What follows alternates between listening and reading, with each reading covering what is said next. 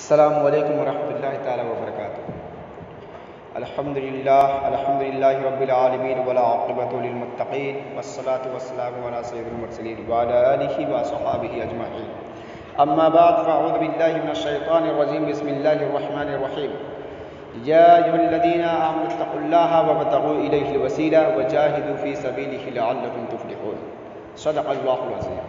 حضرات گرامی، آئیے ہمارا مل کر مکہ کے سرکار مدینی تاجدار حبیب کردگار دونوں عالم کے مالک و مختار جناب محمد رسول اللہ صلی اللہ علیہ وسلم کی بارگاہ مقدس پاک کا نذرانہ پیش کریں۔ پڑھے باواز اللہ محمد صلی اللہ علیہ وسلم محمد صلی اللہ علیہ وسلم صلی اللہ علیہ وسلم۔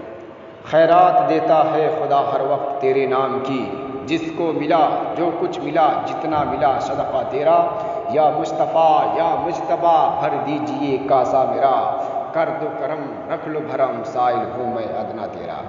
محبان گرامی، دنیا میں جتنے بھی ادیان و مذاہب ہیں، سب کا اصل مقصد یہی بیان کیا جاتا ہے کہ انسان اپنے خالق و مالک معبود حقیقی تک پہنچ جائے اور اس کی رضا حاصل کر سکے۔ یہی مقصد لے کر راجاؤں نے راج اور بادشاہوں نے شاہی تخت و تاج کو لات مار کر جنگلوں اور بیابانوں کو اختیار کر لیا اور دیدار الہی کی حسرت میں پروانہ وار پھرتے رہے۔ کسی نے کیا خوب کہا ہے، جنت میں بھیج یا مجھے دوزخ میں ڈال دے، جلوہ دکھا کے پر میری حسرت نکال دے۔ حضرات گرامی، دنیا میں کوئی بھی انسان ہو، ہر ایک کے دل میں یہ تمنا ضرور ہوتی ہے کہ ان سے اللہ اور اس کے رسول راضی ہو جائے۔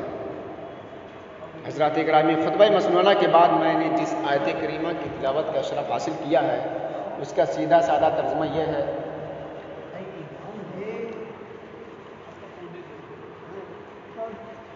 اس میں خدا قدیر و بصیر اس بات کی طرف اشارہ فرما رہا ہے کہ فلاح دری کی کنجی کیا ہے، خدا کی رضا حاصل کرنے کا طریقہ کیا ہے۔ چنانچہ رب کائنات کا ارشاد گرامی ہے، یا ایھا الذین آمنوا اتقوا اللہ وابتغوا الیہ الوسیلہ وجاہدوا فی سبیلہ لعلکم تفلحون، یعنی اے ایمان والو، تم اللہ سے ڈرو اور ان کی طرف وسیلہ ڈھونڈو اور اس کی راہ میں جہاد کرو، اس امید پر فلاح پاؤ گے۔ حضرات گرامی، قرآن کریم ہمیں درس دے رہا ہے کہ فلاح یعنی کامیابی، خدا تک پہنچنے کے لیے 4 منزلوں کو طے کرنا ضروری ہے۔ پہلی منزل ایمان کی ہے، یا ایھا الذین آمنوا، یعنی اے ایمان والو۔ دوسری منزل ہے خوف خدا، یعنی اتقوا اللہ، اللہ سے ڈرو۔ تیسری منزل ہے وسیلہ، وابتغوا الیہ الوسیلہ، یعنی اس کی راہ میں اس کی طرف وسیلہ ڈھونڈو۔ اور چوتھی منزل ہے جہاد، وجاہدوا فی سبیلہ، یعنی اس کی راہ میں جہاد کرو۔ حضرات گرامی، اب میں آپ کو پہلی منزل بتانا چاہتا ہوں۔ پہلی منزل ایمان ہے۔ یہ لفظ تو ہم روز آنا سنتے رہتے ہیں، مگر اس کے معنی اور مفاہیم پر غور نہیں کرتے، اس کی عظمتوں کو نہیں سمجھتے۔ یہی ایمان تو شریعت و طریقت، حقیقت و معرفت کی اصل جان ہے۔ یہی ایمان تو رب کی رضا حاصل کرنے کا واحد ذریعہ ہے۔ یہی ایمان تو دین مصطفیٰ کی عظیم الشان عمارت کا سنگ بنیاد ہے۔ یہی ایمان تو قبولیت اعمال کا دار و مدار ہے۔ یہی ایمان تو نجات کا سبب ہے۔ یہی ایمان تو دائمی عذاب سے بچانے کا ضامن ہے۔ یہی ایمان تو اخروی زندگی کا قیمتی سامان ہے۔ یہی ایمان تو مومن کی کامیابی کا سر چشمہ ہے۔ یہی ایمان تو مومن کا حاصل زندگی ہے۔ یہی ایمان تو فلاح دری کی کنجی ہے۔ حضرات گرامی، ایمان عربی زبان کا لفظ ہے جس کا اردو میں ترجمہ ہے مال لینا۔ قرآن شریف میں بہت سی جگہوں پر آمنو کا لفظ آیا ہے۔ اللہ اور اس کے رسول کو جان لینا اور پہچان لینا اور بات ہے، اور دل سے مان لینا اور بات ہے۔ ماننے والا جب کسی کو مانتا ہے تو پھر دنیا کی کوئی طاقت اس کو الگ نہیں کر سکتی۔ مثلا بلبل نے پھول کو مان لیا تو اب دنیا کی کوئی طاقت اس کو بلبل کو پھول سے الگ نہیں کر سکتی۔ حضرات گرامی، یہی سے بات سمجھ میں آ جاتی ہے کہ جو اللہ اور رسول کو مان لیتا ہے، دنیا کی کوئی طاقت اس کو الگ نہیں کر سکتی. ہزار طوفان آئے، لاکھوں آندھیاں چلی، زمین پھٹ جائے، زمین پھٹ جائے، آسمان کا نظام درہم برہم ہو جائے، مگر مومن کا رشتہ ایمان توڑنا بہت مشکل ہے. مومن اپنا تخت و تاج چھوڑ سکتا ہے، مومن اپنا مال برباد کر سکتا ہے، مومن اپنی اولاد قربان کر سکتا ہے، مومن اپنی جان کی بازی لگا سکتا ہے، مگر مومن اپنا قیمتی ایمان نہیں دے سکتا ہے.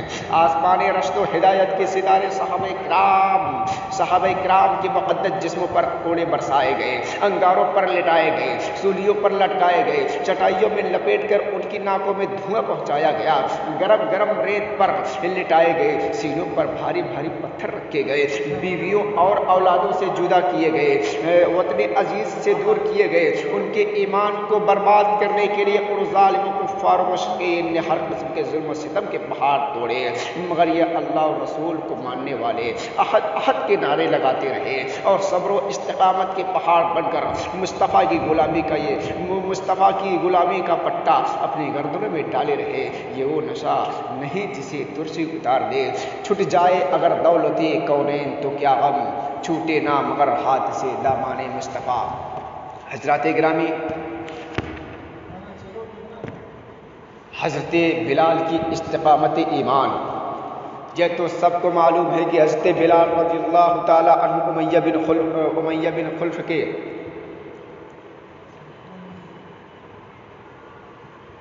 یہ تو سب کو معلوم ہے کہ حضرت بلال رضی اللہ تعالی عنہ امیہ بن خلف کے غلام تھے. ناپاک ابن خلف رسول پاک صلی اللہ تعالی علیہ وسلم کا سخت دشمن تھا، آپ کے خون کا پیاسا تھا. جب امیہ بن خلف کو معلوم ہوا کہ بلال مسلمان ہو چکے ہیں تو بغض و عنایت میں جل بھن کر ان پر سختیاں کرنے لگا، یہاں تک کہ آپ کی پشت پر کوڑے برسائے جاتے.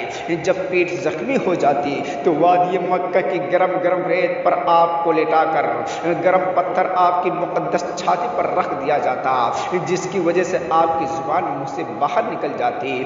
مشکیں باندھ کر لکڑیوں سے پیٹتا، مشکیں باندھ کر لکڑیوں سے اور تیز دھوپ میں بیٹھا کر ایذائے پہنچاتا. ان کی گردن پر رسی ڈال کر لڑکوں کو دیتا اور وہ شریر لڑکے ان کو مکہ کی پہاڑیوں پر لیے پھرتے.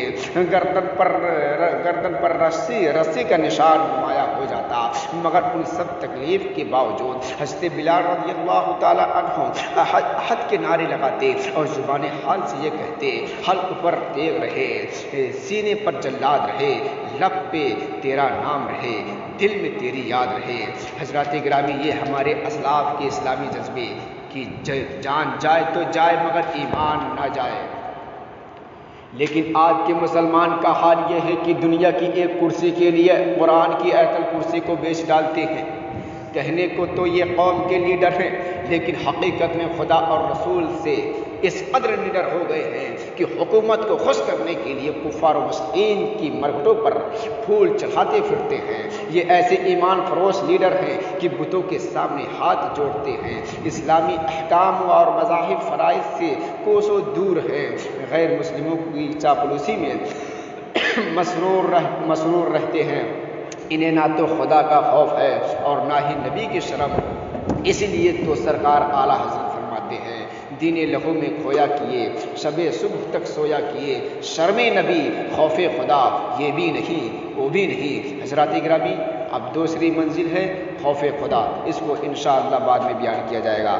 کچھ غلطی ہوئی ہو تو توبہ کرتا ہوں، استغفر اللہ ربی من کل ذنب واتوب الیہ. السلام علیکم ورحمۃ اللہ تعالی وبرکاتہ.